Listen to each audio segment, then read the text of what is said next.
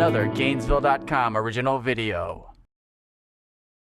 Mingle among the crowd without, getting totally swamped by people. I mean, what's that like to sort of be out of that NASCAR element and sort of just be one of the guys? And that's exactly it. The laid-back atmosphere of NHRA racing, but yet the seriousness that the competitors, the fierce competitors that are out there, hanging out with Tony Schumacher last night and just talking about things, but yet it's very casual and it's very enjoyable to enjoy this time away from the NASCAR circuit and the high-pressure zone that we're always in. This is big pressure too with these guys in NHRA, but just like the paddock, the way that it's set up, it's an open paddock. Fans can walk around and enjoy and see things from the inside out. Where in NASCAR, it's tough to get into the garage area and you have that full throttle attitude. And it's just fun to be part of this program this weekend. So what do you bring over here you think that's going to help you behind the wheel?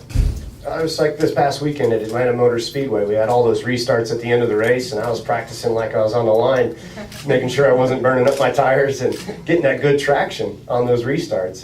It's been fun working with Roy Hill, and the correlation that I can draw is when you're in drag racing, I've only made a few passes so far, but you're in it with the thousandths of a second.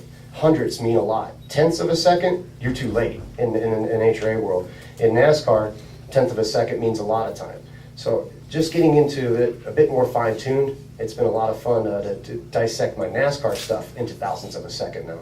I've made about a dozen passes with our car. We first unloaded it and I ran a 9 flat, and we're regulating our speed with boost pressure. We're doing it a much more difficult way than what your traditional super gas guys are.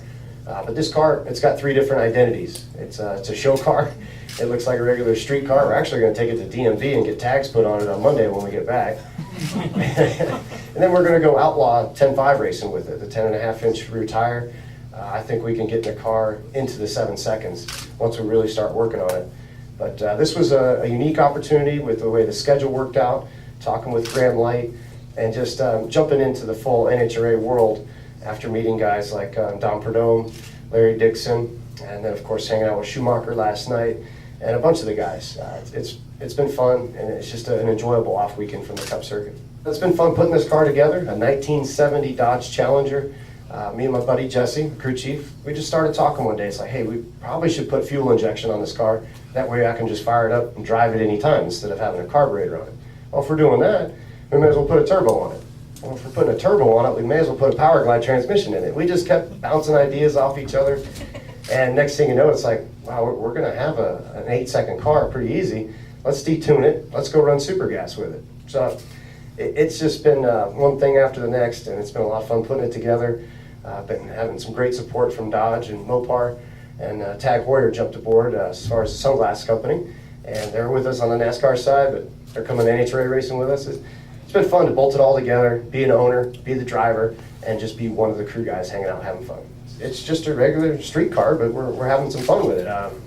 It's been a unique challenge just bolting it all together and having our volunteer crew guys coming out and managing that and just enjoying the experience together as a group. I would say the big bug from drag racing came when I got the opportunity to hang out with Don Perdome. He took me to the U.S. Nationals, and I stood on the grid. And at the same time, they were building a Z-Max dragway in my backyard in Charlotte.